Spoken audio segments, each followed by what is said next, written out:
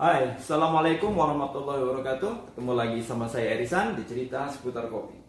Di video kali ini, saya mau sharing sama teman-teman, atau boleh tepatnya sebut review tentang salah satu alat yang sebetulnya ini cukup mengkhawatirkan juga untuk para barista, tetapi sekaligus juga cukup membantu, yaitu Pak Press atau Automatic Temp.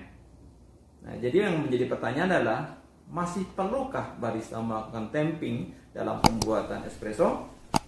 Saya ikuti jawabannya bersama Erisan di cerita seputar kopi.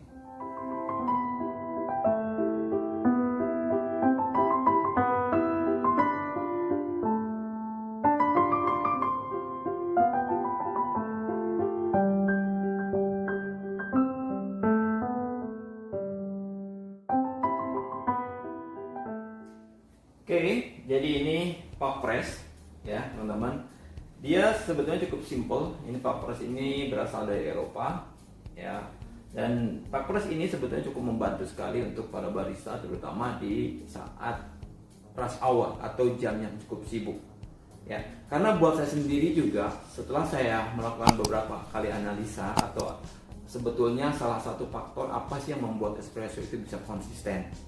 Karena seperti yang kita tahu, ada banyak faktor yang mempengaruhi konsistensi atau konsistennya espresso. Selain biji kopi, juga adalah grinder, ya, juga adalah gramasi, dan tentunya adalah barista dan juga mesin espresso. Tapi kalau saya perhatikan, grind size itu bisa kita setting, ya. Biji kopi juga kita bisa selalu cek kalibrasi. Juga mesin espresso itu semuanya sudah ada dalam satu program biasanya. Tapi yang menjadi masalah adalah temping. Temping dalam pembuatan espresso ini kan kita tidak bisa samakan semua orang. Ya, ada yang punya power yang cukup kuat, ada juga yang punya tenaga atau powernya cukup lemah atau tidak terlalu kuat, seperti seorang perempuan. Nah, jadi konsistensi dari bobot temping itu sangat membantu sekali buat kita untuk bisa menghasilkan espresso yang maksimal.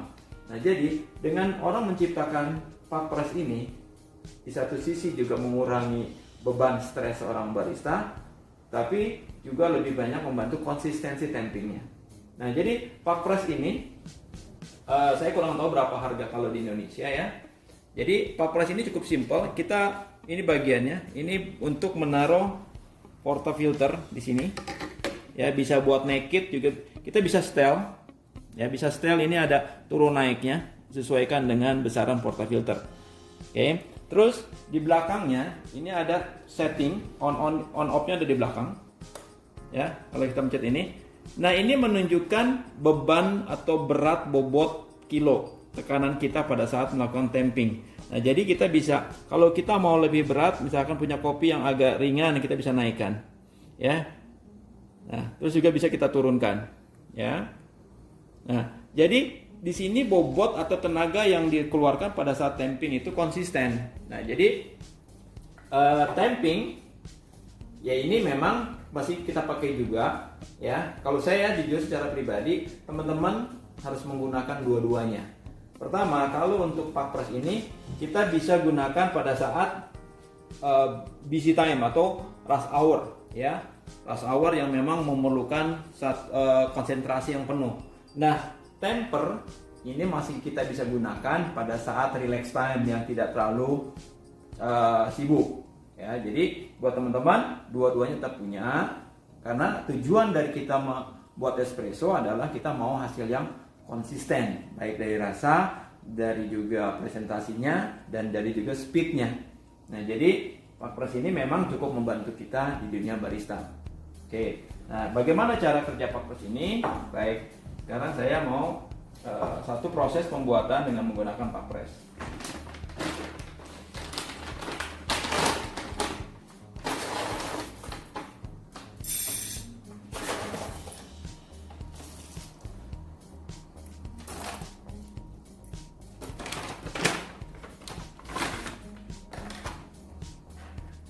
Oke, kita giling kopinya.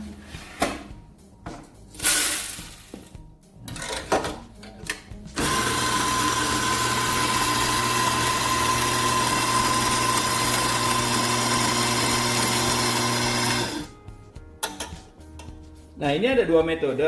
Teman-teman bisa langsung tanpa harus menggunakan atau menggunakan leveling atau apapun, ya, dengan OCD ataupun dengan tangan.